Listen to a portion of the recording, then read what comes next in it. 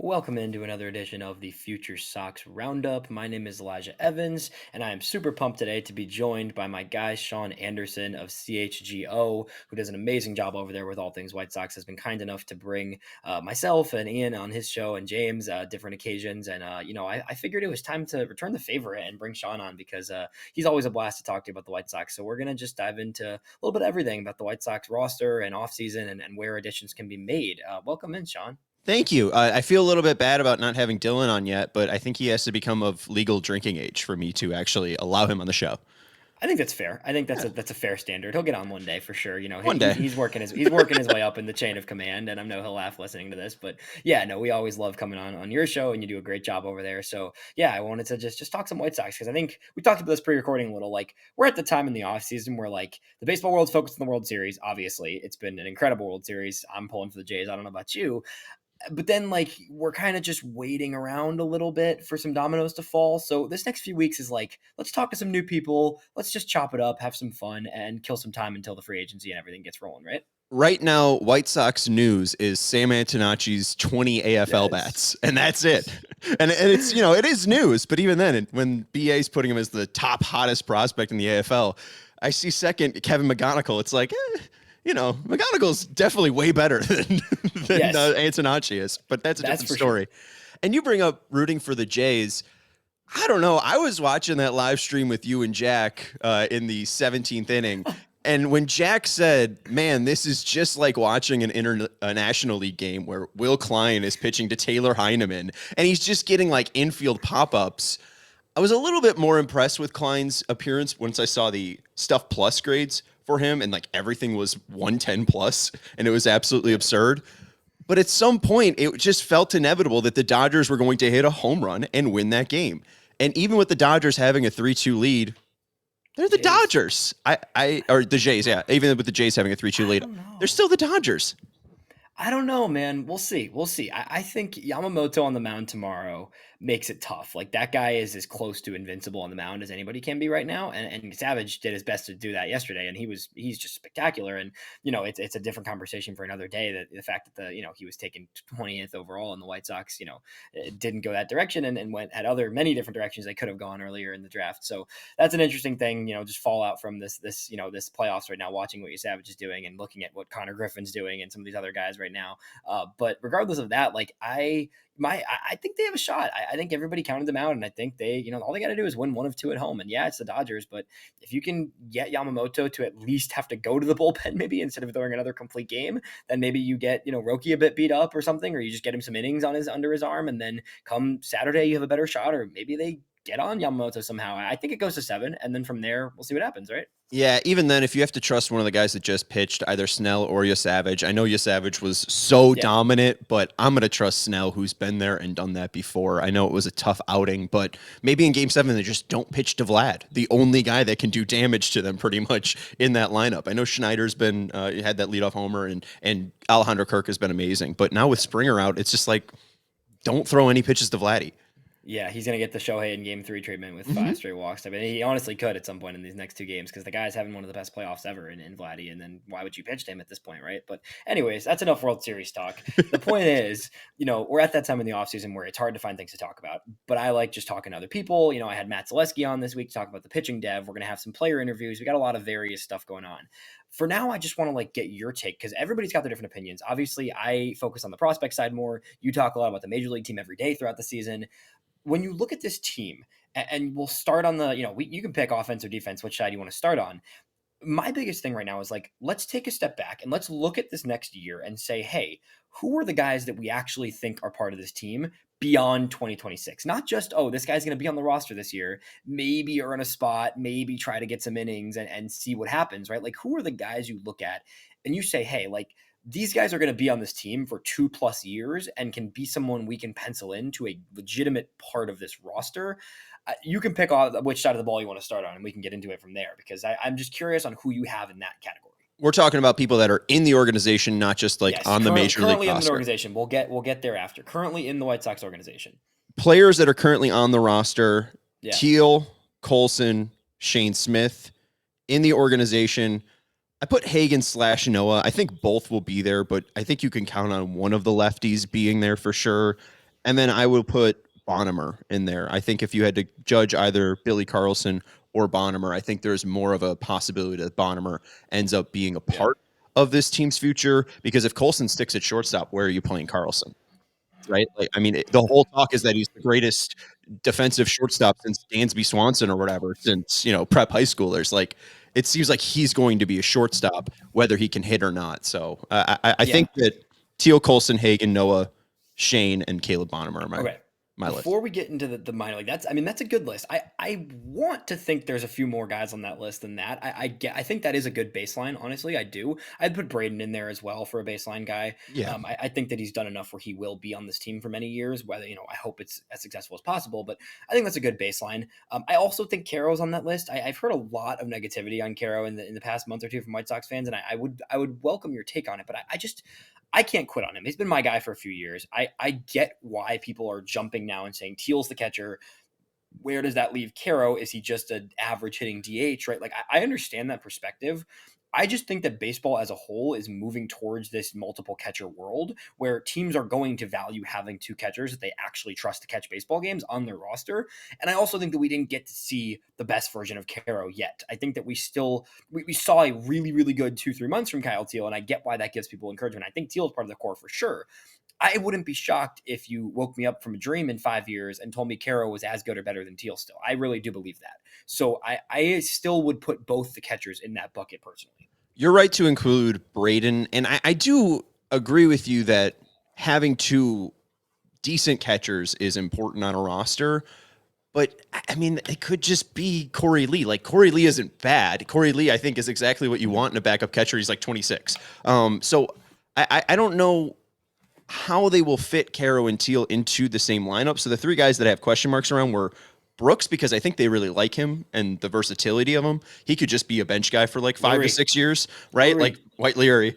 And then there's Chase and Edgar. I think Chase showed spurts and a lot better spurts than Edgar showed, but Edgar showed a lot more consistency. Yeah. And I think the issue with Caro is not about the player, but the fact that I don't think he's good enough to be a DH. And if Teal isn't picking up another glove to learn first or left field, like, I want to see Kyle Teal as much as possible. You talked me into Kyle Teal getting the extension over Colson Montgomery, and I think that's probably the smartest idea. I found this stat. Do you know how many catchers since 1995 that have played at least 75% of their games at catcher in the rookie season had an OPS plus over 120? See, this is why I love you and having you on. I'm going to go with 3. Close. It's 4. Okay. Two in 2025, Drake Baldwin and Kyle Teal. And Kyle Teal. Wow. And then Adley Rutschman in 2022 and Wilson Contreras since in 2016. Wow. That's since 1995. And Wilson Contreras also fairly quickly shifted off of being a regular catcher too. So that's, Right. 3 guys on that list that are actually catching still today, right? Yeah. So I really think that, like, Teal is worthwhile being the catcher. And even with the Jays, like, they had Jansen and Kirk, and obviously Jansen's contract and the constraints on that really forced him out and had Kirk emerge as the guy. But I think trade Edgar while he's still young and try to add to this team, whether it is pitching wise or at the corners, because right now it doesn't seem like Vargas is like on this list, right? He hasn't established himself as part of the core. And maybe Colson shifts to third base, but if he's good enough to stay at shortstop, I'll take the guy that has 30 homer pop at shortstop and can play above average defense. So I'm not sold on Caro being here, because I think there's ways that interesting. Okay. He works his way out, not even because he's a bad player, just Teal's better. So starting on the lineup side, and then we'll get into pitching, because I have the pitching is where my brain goes to like nerd mode, and I get super into the weeds here. But on the offensive side, the guys you list there, assuming whether it is, if your idea on Caro, which I don't necessarily see, I see the idea. I don't necessarily agree with it, but I can see the vision there. Either way, though, if you were to trade Caro, you're not adding a catcher because Corey Lee would slot in there. And if you're trading Corey Lee, Edgar Caro would stay. The catching situation is not an area that needs to be addressed. Even if you do trade one of Caro or Lee, like, you've got at least 2 catchers that are locked in. You've got Colson Montgomery, the catching position cleared, Colson Montgomery cleared. we didn't really name any other hitters there that you're fully locking in. So when you look at the offense, so then from there, right? You've got Vargas who's going to play a corner. I don't know if it's going to be third or first. It probably is a combination of both, I think. But he's going to still play every day this season. I don't know if it'll be beyond this season, right? Then that's a TBD for sure. He's still going to play this year at a corner pretty much every day. You've got Mydroth. You've got my guy Antonacci on the way, who are both going to get infield reps. I mean, the more time goes on, like everything I'm hearing is that Sam Antonacci is going to be in Chicago decently early in the season. It's not going to be opening day, I don't think, but like he'll be in Chicago May or June is my expectation at this point. When we were at Sox Park, I got the chance to interview Gene Watson, and I was like, "Who's the guy that no one's talking about that you love inside the organization?" He brought up Antonacci. So yeah, you're right on. Yeah, I think so. So that's the infield, right? And then you've got Lenine Sosa and Curtis Mead, who are both still in the picture one way or another, right? I still think Lenine is kind of my opinion of the most clear trade target within the infield. Flip to the outfield, it's Robert, Tuckman, and Benintendi. From there, it's nobody that's super of consequence, I think, beyond those three. Obviously, I think there could be an addition there. You could see one of those guys get moved. Which spots in the offensive side of the ball do you think are the clearest areas to add or adjust something on this roster right now? They need some corner, at least when we're talking free agent wise. They need somebody to, I think, play first base, because the third base options are pretty much, do you want Yohan Moncada back? I think most White Sox fans, they either love him or despise him to no end. So I don't think third base is going to be where they add. I think it's likely going to be at first base. Like, I talked myself into Josh Bell. He increased his bat speed with the Washington Nationals. I see the face. I get it. He's just tall. It's more of like being a big switch hitter who's 6'4", right? He gets hot at sometimes. He's kind of like Lenine Sosa in a way. He's just 6'4". But yeah, I don't really know what they're going to do. Like, I really think that the idea is for them to start being good and competitive, maybe 500-ish around 2027.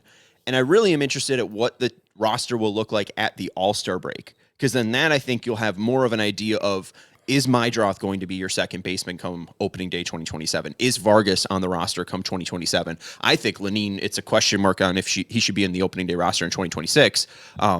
So if he is still around, if he works his way out by the middle of the All-Star break, like, I think we'll have a more clarity on where they need to add. But power in general, just any position that can hit for power, I think they need that. They don't have any first baseman up and coming. They don't have a third baseman that I think is up and coming. Most people seem to be out on Ramos. Obviously, Montgomery, Braden is coming up, but he doesn't seem to be like a pop threat.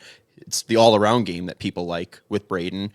I love George Wolkow, like the idea of George Wolkow, but you haven't really seen the production from that. Like, maybe it's Fausk, but even then, he seems like he could be in the Braden-esque of, right. So I really think this team needs some influx of power this offseason just to maybe raise the floor of this offensive team. Yeah.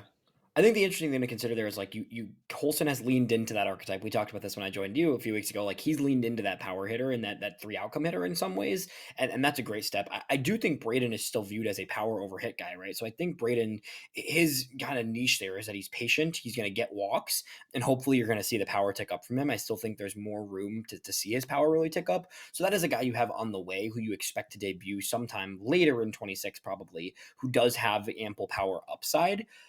If the infield, right, if you're looking at the other thing with third base you mentioned there, if it's not Vargas, I would be interested to see if they try to have Antonacci get more reps at third, because he has gotten reps primarily at second in the Arizona Fall League, and even during the season, it was primarily second base. He played third throughout college, so this isn't a guy that hasn't played third. He's definitely a smaller physical stature guy for third base, but at the same time, he has played third, so I could see a world where if Mydroth starts the season hot and Antonacci's ready to get called up, maybe it means Antonacci plays more third, Vargas shifts more to first. But I still am with you on the fact that I think a first base ad, just to have a plug, even if it's a short-term ad, makes a lot of sense, because then you just let your left side of the infield be Colson and Vargas and see what it does. And even if it means sprucing in Antonacci or whatever, Ramos as a backup, right?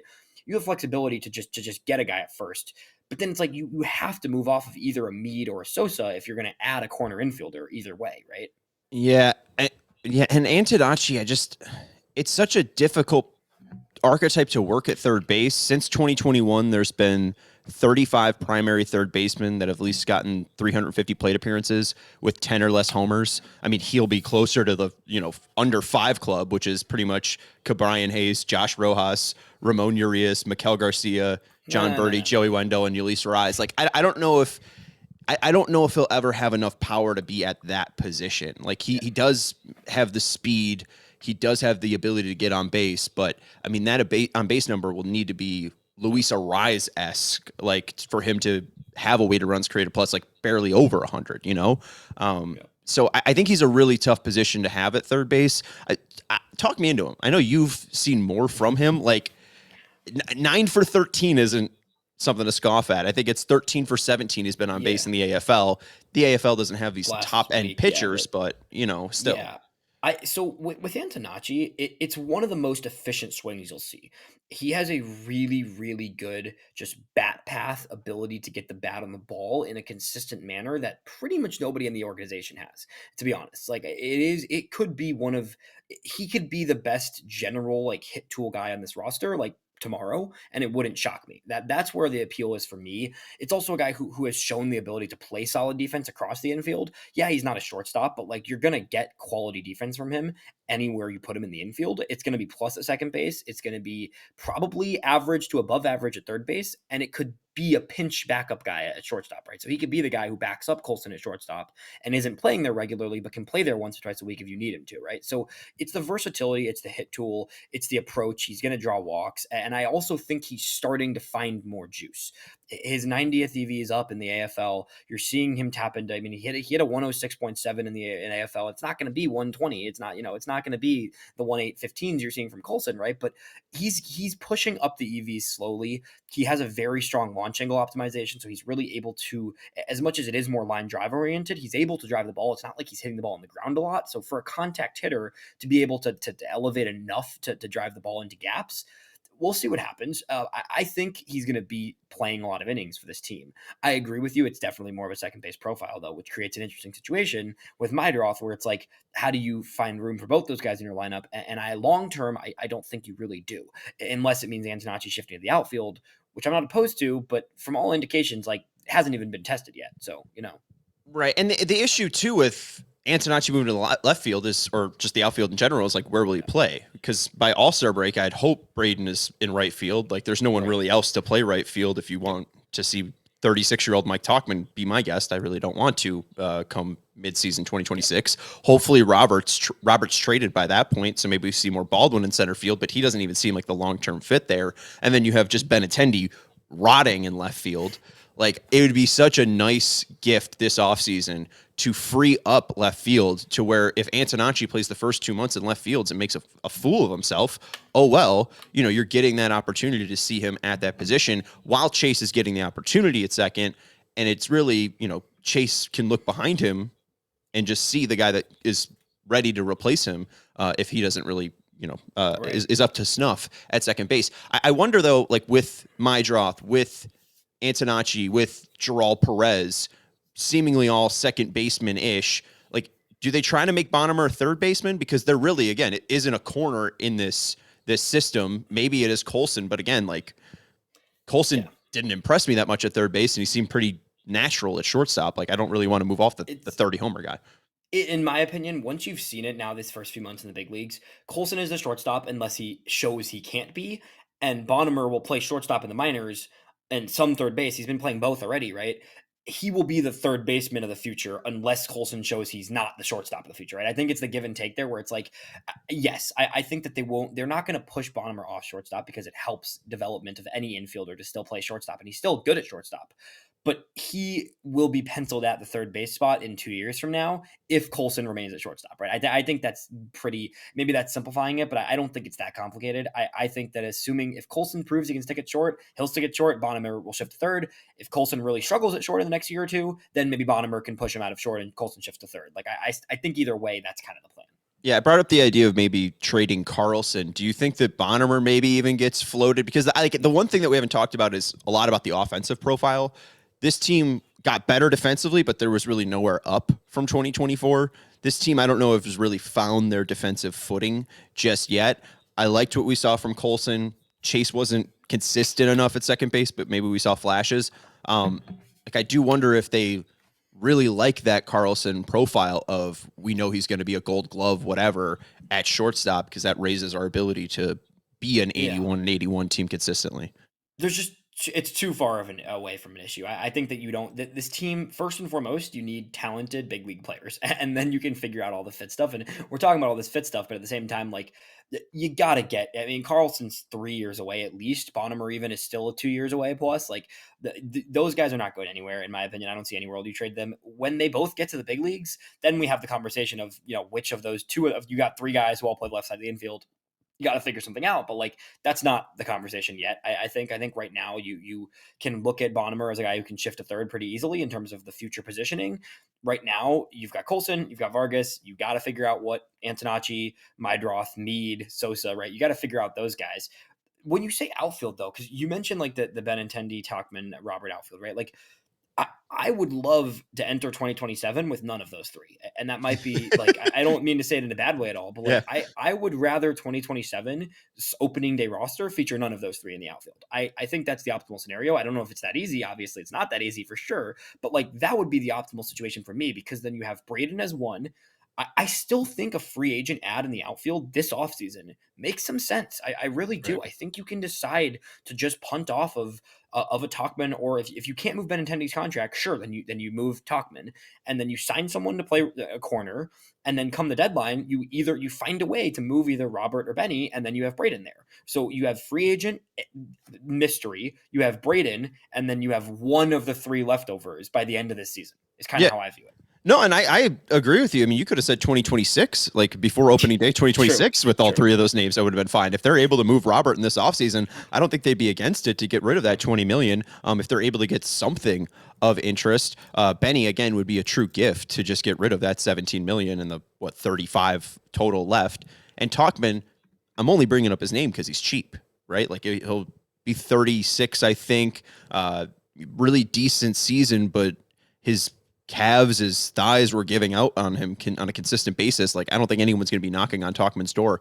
So I I didn't hate the name Trent Grisham throughout the year. I just don't know if they're going to go all in on that.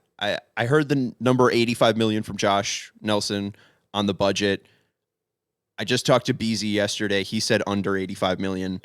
I think it's likely under 85 million, the opening day salary cap. So I just don't think Grisham is realistic. I agree with you that I think getting somebody that you could see there for the next 4 years, whether it is center, right, or left, Grisham's fairly versatile. I'd be for it, but again, I just don't think they're going to spend that type of money, which is frustrating. I don't think they're going to spend that type of money until like 2027 or so.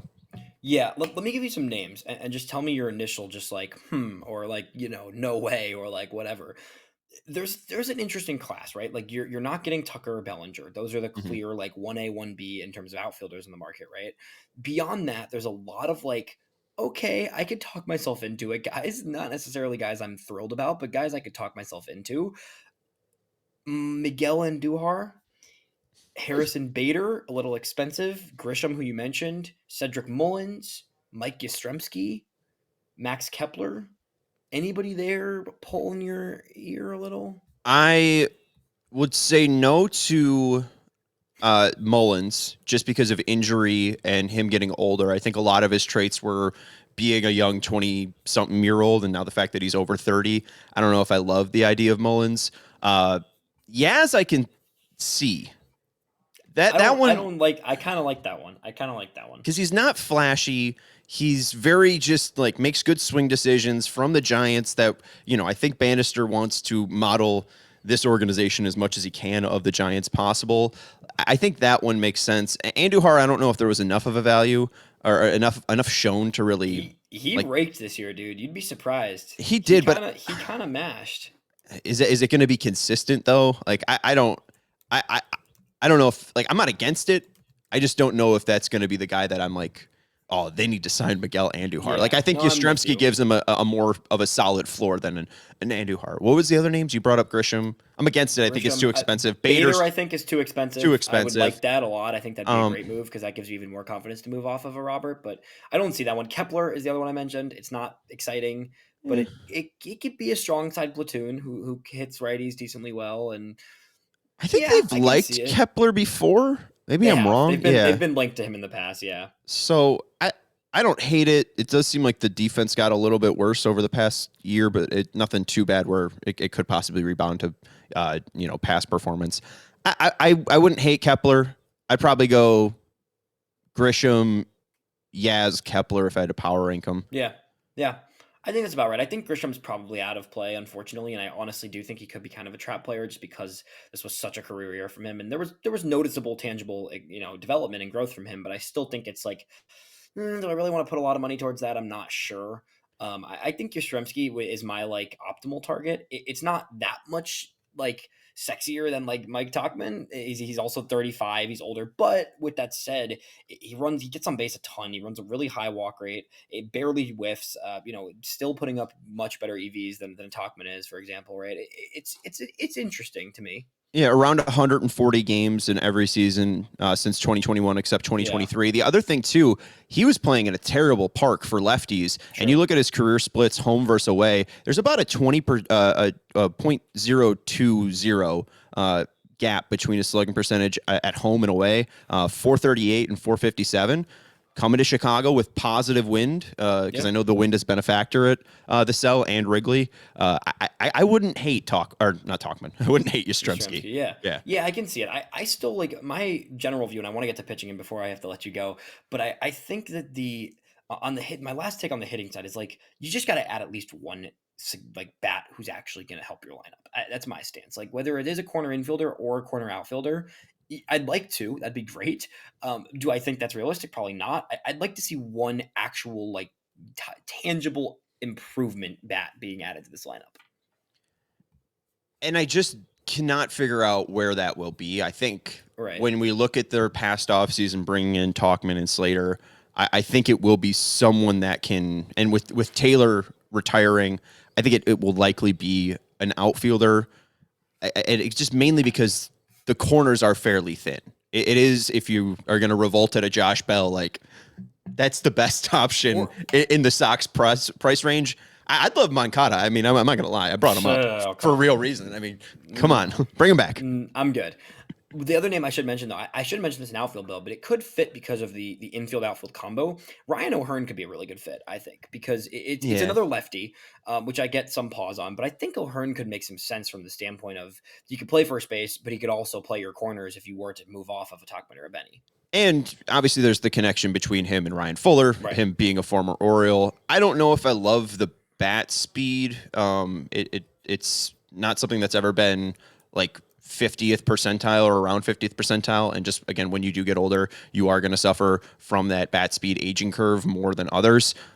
It's a really good just plate discipline though, especially in 2024 when he got away from Fuller this year. It got a little bit worse. He started chasing more and whiffing more. So maybe they're looking as that this is like a buy low candidate, somebody that has been in the 90th percentile of chase and whiff, and now them losing 40th percentile and being like around 50s. Like I wonder if they think like, oh, this is a guy that we know we can get back to where he Right. was. I wouldn't hate O'Hearn, but I'd rather Yastrzemski, honestly. I think Yastrzemski gives you more of a solid outfield glove. I think he is a lot more consistent, like just from 2021 to 2025. It was never about the athleticism. It's about just like being very solid as a hitter. Yeah. So I don't hate O'Hearn. Again, if they're spending money on actual baseball players that like have had baseball cards for 4 years, I'm happy with it. Yeah, I'm with you there. That would be nice for sure. Getting over to the pitching side a little because we dove into the hitting and I'm it's tricky to figure out exactly where everything's going to shake out. Pitching is not that much easier. It's a little more straightforward than the positional weirdness of the offense. But on the pitching side, rotation, like the only name you mentioned was Shane Smith, and I would agree that that's the only name I'm probably locking into this rotation. Right, I think that's the only person who has 100% earned a roster spot and a rotation spot the opening day start, I would assume, unless a huge free agent is brought in, which won't happen. So beyond Shane Smith, who are like the next two guys up that you think have an inside track for a rotation spot on opening day? I'll just one up you. I'll just give you my projected opening Go, day. let's hear it. Go for it. I don't think it's going to be too different from what we've seen. I think we're going to see Shane Smith be the opening day starter. I think Davis Martin did enough to where they can trust him for a month. Where if he has a bad month, maybe they look to remove him. But I think Martin, being around a 4 ERA guy, will at least make the roster. He can give you 6 innings. I think there is a high possibility they reunite with Martin Perez. That seemed like a guy that was very excited to be in that clubhouse. He was early on in the spring training, like, no, this is where we need to be. Like, I'm excited to be a part of this team. And like, he was consistently a dog for this team. If he's cheap, I could see him. And then I think Burke will be in there. He was the opening day starter in 2025. I don't think he's fallen that much from grace. If he has a good enough spring training, I think they include him. I agree. I think Hagen's going to make it. I think that he showed enough where he's going to be throwing innings, right? I think that we've seen a lot in the past couple of spring trainings. They're willing to let guys win jobs. If Hagen comes out with the mechanic changes and throwing like he was at the end of AA, do you really need him to face AAA hitting? Like, if he's proven himself at AA, I don't think it's that crazy of a jump. I mean, Savage has proven it that, you can make these massive jumps very quickly in Major League if you are a high-level pitcher with great velocity. If he has a good enough spring training, I think Hagen wins a spot. I will say on record that I owe you a night of drinks if Hagen owns a rotation spot, because I do not see any universe where Hagen Smith cracks the opening day rotation. I will publicly be speechless and then owe you a Sean, you were right if that happens. What specifically though that I don't see it. Does he need to work on? I will break it down. There's no third pitch at all. Okay. That's my biggest thing with Hagen is I have a really hard time seeing any pitcher in big leagues in this current era of Major League pitching surviving with 2 pitches as a starting pitcher.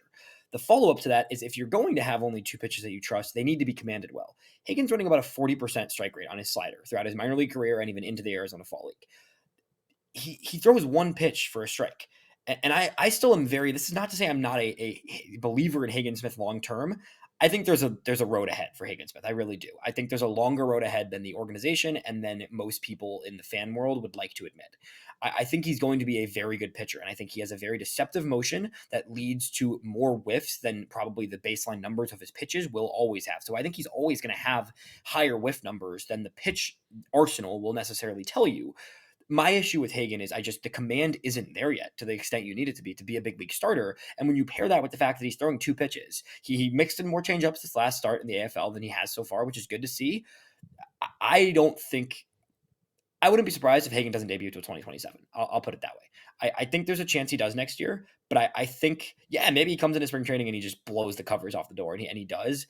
I think Hagen is further behind than a Tanner McDougal or than maybe even a healthy Noah Schultz, honestly. I think there's still stuff to be done there, and that's why I think an add to the rotation in Martin Perez or somewhere else is going to be needed, honestly. Yeah, I also threw out just the idea. I know it's very simple-minded of me to just go back in the White Sox era and just pull out Jose Quintana, but it's an under 4 ERA. I'm down. The only team that he was linked to in that Athletic article was the Brewers. If the Brewers are the only team you're bidding against, you just have to maybe give them $1 million more. Yeah. Right. You can easily outbid the Brewers. If you are going down the Martin Perez road, Quintana has been healthier and better for longer than Perez. So I wouldn't hate Quintana. I feel like maybe somebody wins it out of spring training, though. I think your points about Hagen are fair there. Might be Tanner. Yeah. Tanner. I don't hate it. I mean, he was drafted in 2020, so it's been a long time since he's been drafted. He needs to be added to the 40-man to be protected from the Rule 5. So I don't hate that one, especially with him having 4 pitches. I mean, that was the biggest thing about him was the spin rates. He has crazy spin rates on his curveball, slider, great fastball as well. So, I don't think they're going to add, though. And maybe they get somebody that's like that Bryce Wilson starter / long reliever. I think they trust Vassell to be that. Yeah. But like I really want them to find like a Griffin Canning. You know, like that's the one thing that Bannister hasn't done, and maybe they're looking for the next pitching coach, but they really haven't seen a guy that has struggled at a bad organization like the Angels or Pirates and have flipped him with a new pitching repertoire, right? Like Yeah. the Dodgers taking Will Klein, taking him from the Royals, giving him spike breaking balls and turning him into a demon in game 3 of the World Series. Like I'd like to see some of those success stories because the bullpen's been fairly disgusting and lacks those revitalization stories. Yeah, and the other interesting wrinkle is Grant Taylor, because there is Right. a world where Grant Taylor, becomes a starter out of camp in the Garrett Crochet realm, and he takes that last spot. I am in agreement with you though there that I do think I think Burke Davis, and ex Perez slash veteran free agent is probably the first 4 in that rotation, and then a 5th spot to be earned.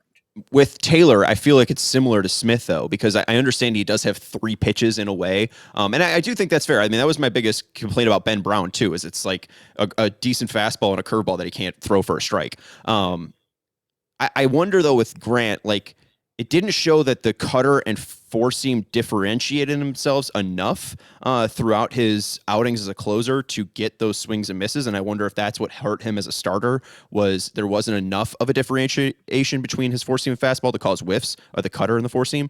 And then that curveball, it's good, but I think it's that same issue with Ben Brown where he really can't locate it in an enticing enough location for major league hitters to swing at.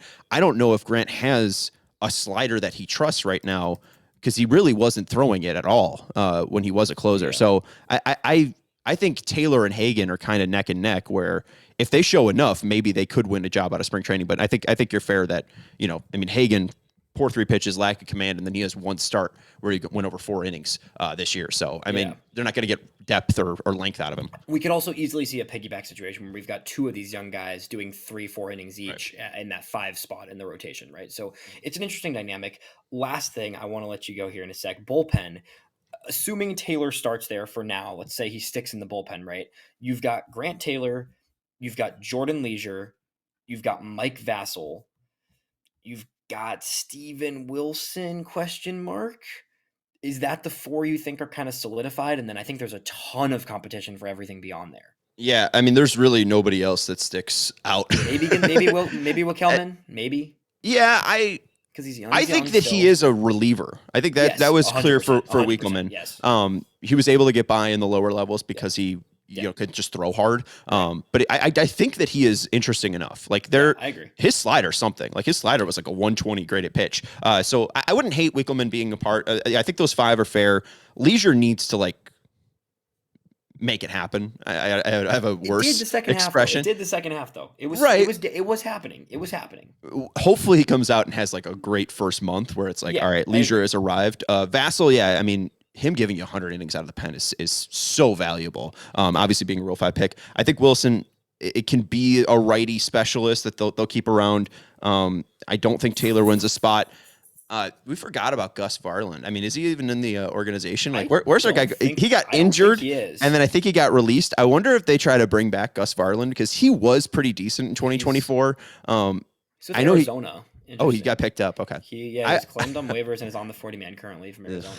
I that's the thing, is I don't think there's anyone really knocking on the door, because it seems like Paulette would be the guy that could possibly be knocking on the door. He obviously has to be added to the 40-man. Well, so I think he could break camp. I think that's the one guy who you're looking at as a break camp candidate for a reliever who at least is worth keeping an eye on. In my opinion. Is he good though? I think Paulette can be good. Yeah. I think Peyton Paulette can be a solid pen arm. I think it's probably unfair to him to say he can truly be a back end guy like we were talking about a year or 2 ago. I still think he can be a really effective pitcher though. He has the stuff is in a bullpen role. It didn't work as a starter very clearly, but in a bullpen role, he plays up. He can take the velo up a little. I think he can give you 7th or 8th inning outings and be solid in that role. Right. And there was we were thinking Eric Adler could possibly be a guy, I think before 2024. Yeah. And then he had a really rough year. There wasn't really anyone else in the system that's they're going to bring him back and he's going to be, maybe Yoandry Gomez. I don't know if he'll be a 6th starter or something, but they might bring him back as a long man, as a swing man type of role. I wouldn't mind seeing him again. He had some pretty solid outings, honestly,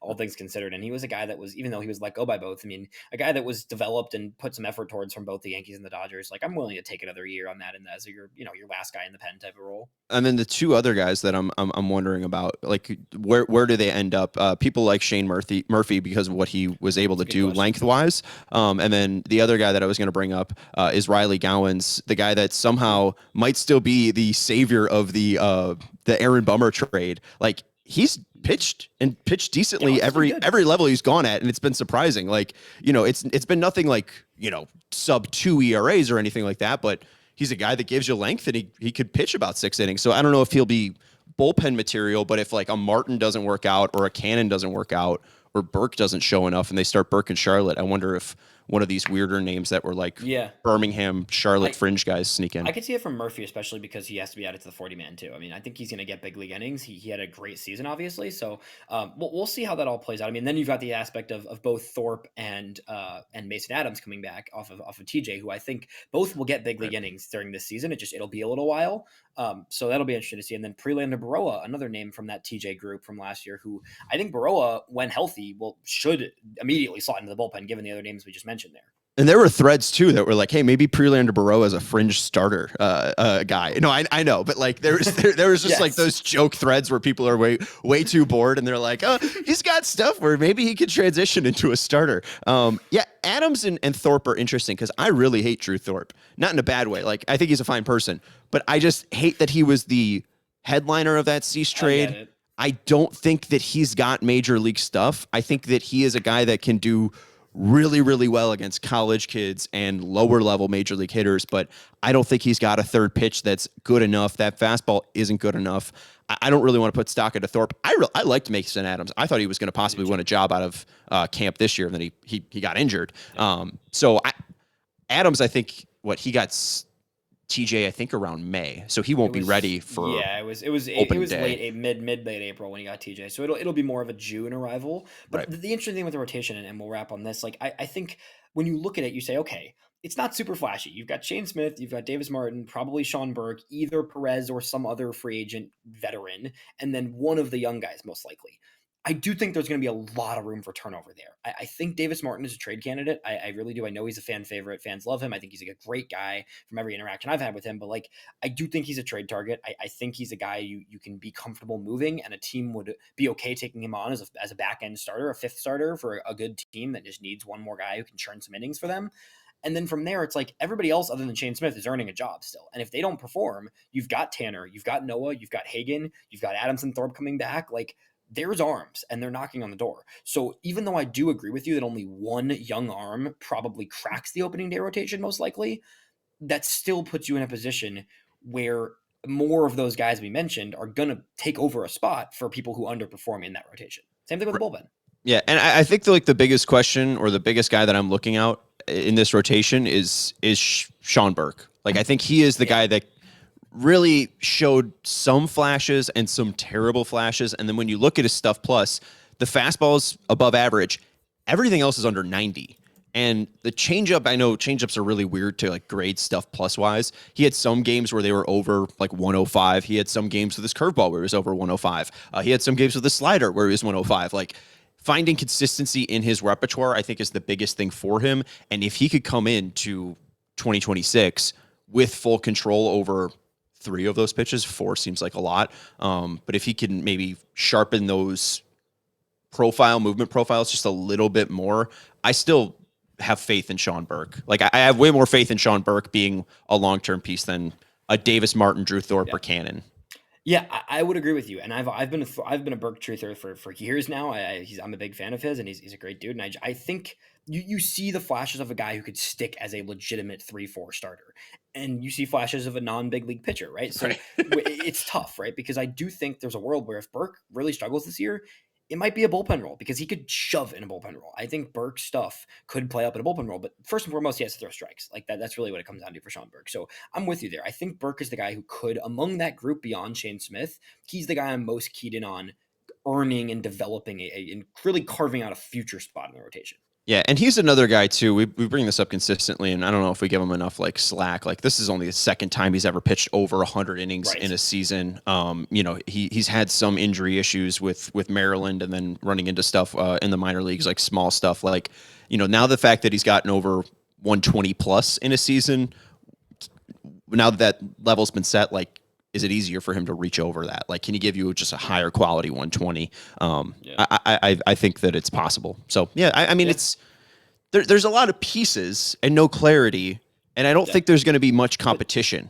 That's the right. thing is like there'll be some minor league or free agent ads, but I don't know if there's going to be like true competition because last year Colson had to Yeah. compete with Jacob Amaya, and his back lost him that competition. Nothing with his Yeah, player or I anything like that. still I still think there is one bat added. We mentioned the bullpen, right? I still think you need to add one legit reliever. I think it would be it'd be a poor way to go about things to say, hey, Grant Taylor and Jordan Leisure, the ninth inning is yours, instead of giving them a one. Even if you say Grant Taylor's the closer, right?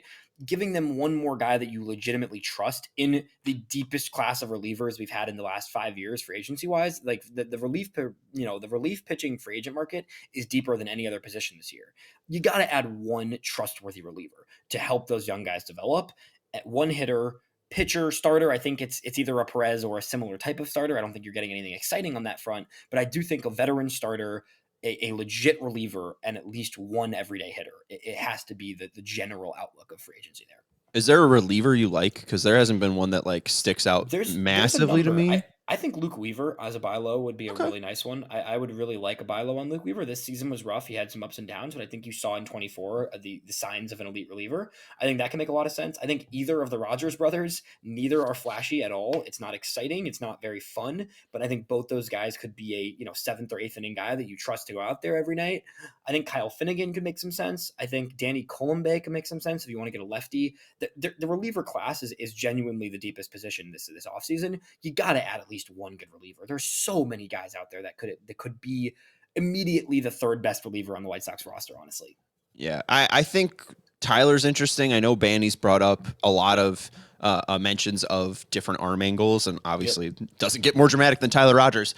I hope they are able to find some diamond in the rough. Like I know this is Yeah. a disgusting name, but like what if they turn Tanner Rainey into something? A guy that has been bouncing Sure. around with like the Nationals in Pittsburgh, some fairly Sure. bad pitching organizations. He just got picked up by the Tigers late in the season and showed like some flashes. I mean, he's had some games where his fastball's been like 118, 116, 120 stuff plus.